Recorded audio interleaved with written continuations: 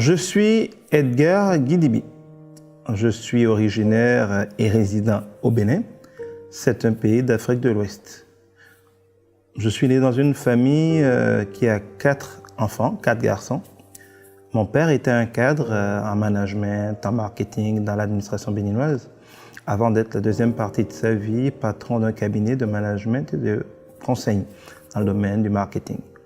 Ma mère est aussi un cadre de l'administration publique béninoise. Mes parents ne connaissaient pas vraiment Dieu au sens évangélique du terme. Ma mère est née dans une famille très catholique et est restée catholique, tandis que mon père est un peu ce que j'appellerais un athée. Il ne croyait pas vraiment en Dieu, mais paradoxalement passionné qu'il était de management, de leadership et de toutes ces disciplines qui permettent le succès des organisations et des personnes. Il avait d'ailleurs été celui qui a rentré le management et le leadership, le développement personnel et des choses comme ça au Bénin. Était un grand formateur, un grand conférencier, et il utilisait beaucoup la Bible. Non pas parce qu'il croyait tant que cela en ce que la Bible soit d'inspiration divine et que c'était la parole de Dieu, mais il la voyait un peu comme une sagesse humaine du peuple juif. Il disait d'ailleurs que si les Africains, par exemple, avaient eu l'écriture, ils auraient écrit des choses aussi brillantes que la Bible. J'ai donc grandi dans cet environnement-là, avec une éducation, comme on dit, un enfant de bonne famille. Mon père n'était pas arrogamment riche, mais nous n'étions pas pauvres. Je ne me souviens pas avoir manqué de quoi que ce soit dans mon enfance. Mes besoins étaient toujours pourvus. J'ai fait de bonnes études. J'ai eu un bac scientifique avant d'aller poursuivre mes études en France et au Canada, où pendant 6 ans, j'ai étudié à l'École des hautes études commerciales de Montréal. J'en suis sorti avec un bachelor et un master of science en management des entreprises et en gestion des opérations de la production. J'ai aussi fait des formations d'Al Carnegie en leadership. Bref, j'étais un homme de management, un homme de marketing, un homme de leadership et un homme de développement personnel. Je suis d'ailleurs devenu ensuite au Bénin, dans mon pays, un peu en Afrique de l'Ouest, un peu comme un gourou du développement personnel. Et quand j'étais à l'école, je sais que j'étais très passionné par la philosophie. J'étais l'un des meilleurs en philosophie et je me rappelle que sur des devoirs qu'on nous donnait pour 4 heures de temps, je composais souvent entre 15 et 30 minutes, soit 4 fois moins de temps qu'il ne fallait, sinon 8 fois moins de temps qu'il ne fallait. Mais j'avais toujours des notes largement au-dessus de 15, 16, 17, 18 même sur 20 pour avoir composé 15 minutes parfois sur 4 heures. J'étais donc déjà passionné par la réussite, par la réflexion. J'étais très cartésien. C'est dans cet environnement que, ayant fini mes études, parce que je sentais que j'avais quand même un appel à être au Bénin. Je n'avais pas encore rencontré le Seigneur. Je sentais que ma vie n'était pas une vie à vivre dans les pays occidentaux. J'ai par exemple au Canada où j'ai étudié, où ils ont étudié comme moi, où mon père aussi a étudié, 4 de mes frères qui sont tous ici. Mais moi, le jour même où j'ai déposé mon mémoire au HEC, je n'ai même pas attendu que la note me soit donnée. Je suis rentré en Afrique, mon diplôme m'a été envoyé par la poste. Et quand je suis rentré au Bénin, je me suis mis à travailler avec mon père dans un cabinet de management. Et ensuite, 2 ans après, j'ai créé ma propre entreprise qui s'appelle Global Service Plus, qui était aussi à la base un cabinet, qui faisait aussi du conseil, des études, du recrutement, surtout dans le domaine de la réussite toujours. J'étais aussi un grand conférencier, un grand orateur et puis un orateur sur les télés et les radios en matière de développement personnel. Et par la suite, mon entreprise a quand même connu une certaine croissance. J'en étais là, j'avais à peu près 26 ans. J'étais déjà marié depuis 3 ans et je suis resté dans ce premier mariage parce qu'en temps j'ai divorcé 6 ans. Quand, en 2006, j'ai été appelé par le président de la République du Bénin qui venait d'être élu pour être son conseiller, chargé de la promotion et de la gestion du changement, alors qu'il avait été élu justement pour réformer le Bénin. Et il a créé une cellule, la cellule de promotion et de gestion du changement que je dirigeais. Pour le jeune homme de 26 ans que j'étais, c'était beaucoup de choses. On pouvait dire qu'à cet âge-là, j'avais, du point de vue de beaucoup de gens, presque tout. J'avais réussi intellectuellement, j'avais réussi socialement, politiquement, même si je n'étais pas un amoureux de la politique, j'étais déjà au premier loge sur la scène politique. Matériellement, ça allait plus ou moins bien. Mais j'avais un grand mal-être en commençant par mon couple, un grand mal-être à la présidence parce que les choses ne se passaient pas comme je le croyais. J'ai été très déçu de ce monde politique, de la malhonnêteté qu'il y a. J'avais l'impression que nos pays se seraient développés encore mieux sans dirigeants qu'avec ce que je voyais le système politique faire. Bref, je n'étais plus en paix avec moi-même et j'avais l'impression qu'en tant que simple individu, en tant que simple consultant, en tant que simple conférencier en développement personnel, j'avais été plus utile à mes compatriotes, aux hommes au Bénin comme dans la sous-région, beaucoup plus en tant que conseiller des chefs de l'État. À ce moment-là, j'ai eu comme l'impression que je perdais mon temps, je n'étais plus à l'aise, je n'étais plus fier de qui j'étais. J'ai donc démissionné de la présidence de la République. J'ai démissionné de la présidence de la République. Cela a correspondu aussi au moment de ma vie où j'ai divorcé, parce que mon mariage aussi était un échec, j'avais un grand mal-être et je sentais ma vie vide. Tout le monde m'enviait, tout le monde estimait que j'avais tout, mais je n'étais pas heureux. D'ailleurs, entre-temps, je me suis endetté de près de 150 millions. Quand j'ai divorcé et quand j'ai démissionné de la présidence, à peu près dans le même moment, j'avais 30 ans à l'époque, j'avais 150 millions de dettes.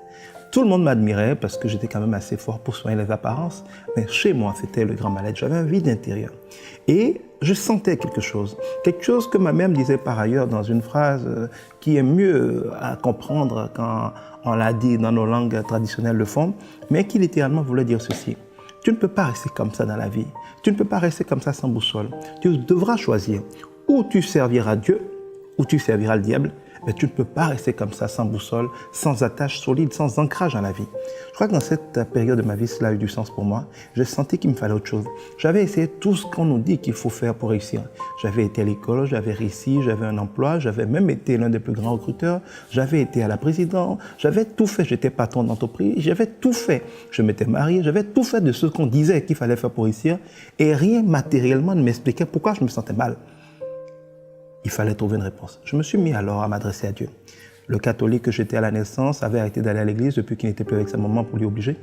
Et donc, à ce moment-là, j'ai recommencé à aller à l'église. Mais je n'allais plus à la messe parce que ça m'ennuyait. Je sentais bien qu'il y avait quelque chose de faux dedans. On y passait beaucoup de temps. On entendait des choses sur Dieu, mais ça ne changeait rien de concret. Je savais que plein de catholiques allaient chez les féticheurs, chez les charlatans. Ça veut bien dire qu'ils sentaient bien comme moi, qu'il n'y avait pas de pouvoir dedans. Beaucoup de gens dormaient à l'église parce qu'il n'y avait rien dedans.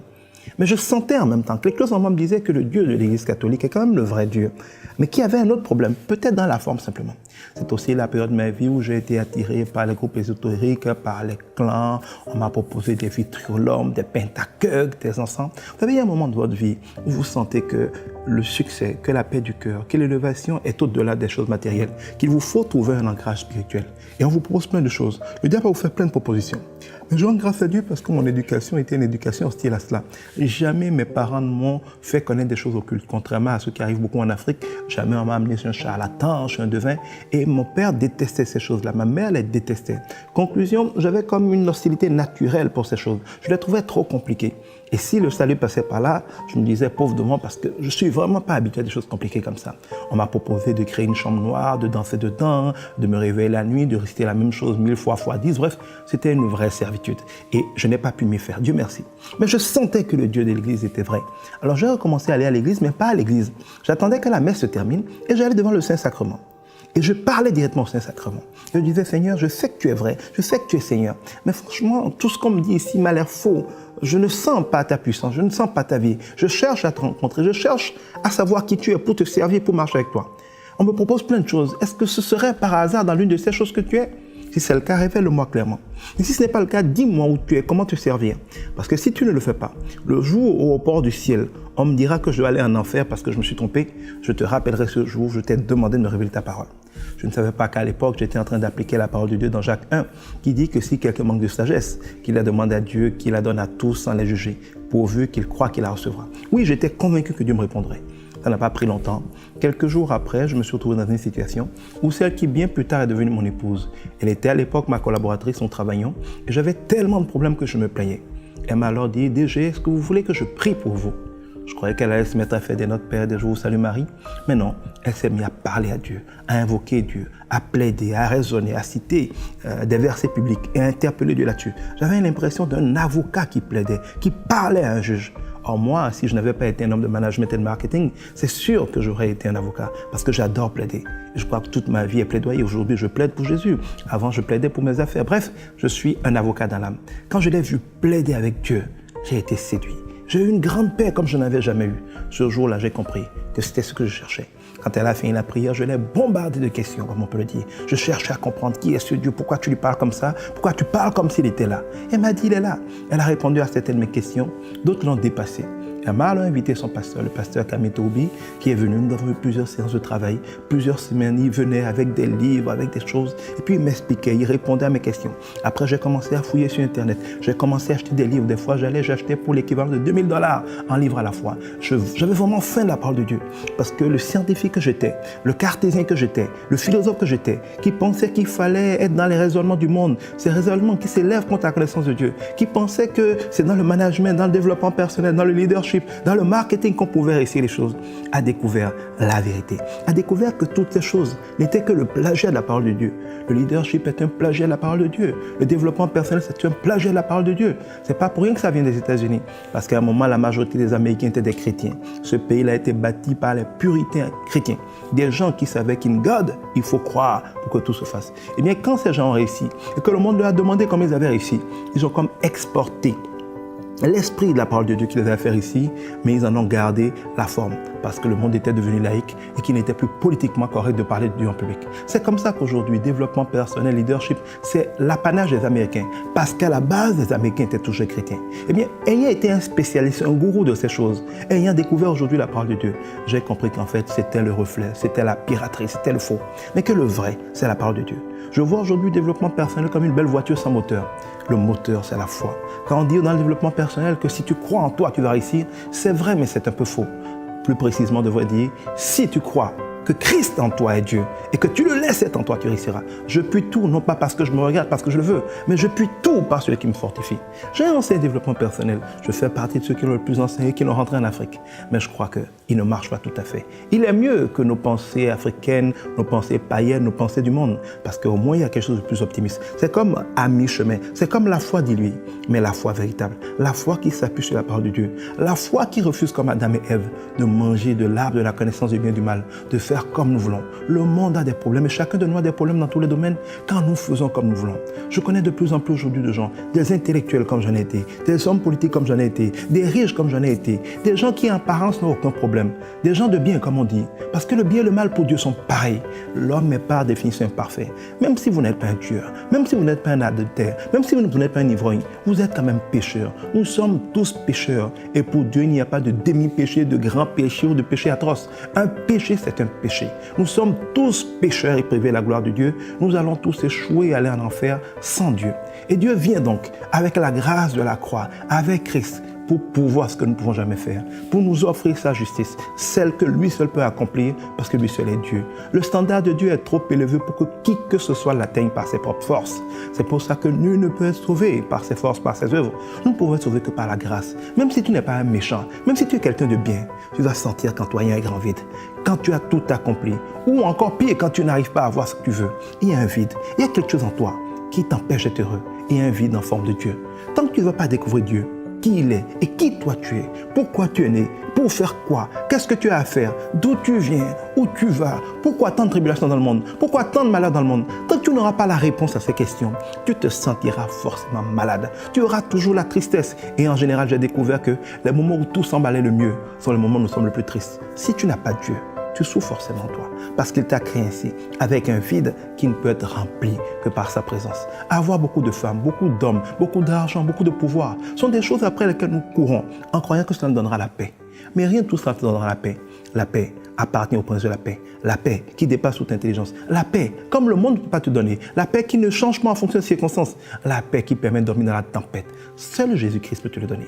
Je suis un intellectuel, j'ai été riche et aujourd'hui je suis béni. Aujourd'hui mon couple est restauré, ou plutôt Dieu m'a donné un autre couple qui est plutôt un témoignage pour beaucoup de gens, un couple qui restaure beaucoup de couples. Aujourd'hui je suis un serviteur de Dieu, en même temps que je suis un patron d'entreprise, en même temps que je suis un père, en même temps que je suis un époux. Je suis heureux, béni à tous égards et je ne manque de rien. Non seulement je ne manque de rien, mais Dieu a non seulement pourvu à tous mes besoins, mais m'en a donné largement plus.